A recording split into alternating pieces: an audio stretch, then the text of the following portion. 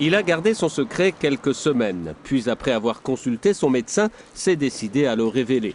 Atteint d'une maladie de la rétine, Jean Quéré-Remonnet ne voyait pratiquement plus rien. Jusqu'à ce jour du 19 janvier dernier, où il est venu à la grotte de Remonneau, il s'est, comme il le fait aujourd'hui, rincé les yeux avec l'eau de la source. 3 heures plus tard, il avait recouvré une partie de la vue. Et j'ai une très grande foi en certaines choses, pour aider les gens et tout ça. Alors je pense que j'ai été remercié. Et souvent je vais demander de la grâce ici à la Vierge, je viens souvent, mais cette fois-ci j'ai eu quelque chose. Phénomène inexpliqué, miracle, toutes les interprétations sont possibles. Pendant des siècles, la grotte de Remonneau fut un ermitage, puis un lieu de pèlerinage dédié à la Vierge depuis le 19e siècle.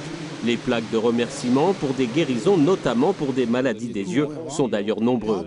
À la télévision, je ne pouvais même pas lire les affiches sur les écrans, je ne pouvais plus rien lire. Que dans l'après-midi, c'est revenu, et maintenant je suis capable de lire, même sur les petites boîtes de pharmacie, les toutes petites étaient écrites. L'évêque de Besançon se réjouit de ce qui est arrivé à Jean Quéré-Remonnet. De là à parler de miracle, c'est une autre histoire. Et à ce jour, je n'ai pas été saisi par la personne de cet événement.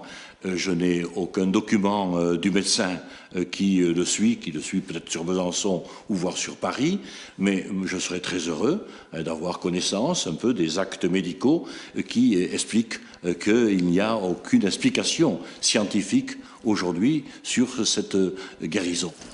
Jean Quéré-Remonnet n'a pas l'intention de faire cette demande officielle auprès de la commission ad hoc. Il fera un don à l'église et continuera à fréquenter la grotte comme il le fait depuis son enfance.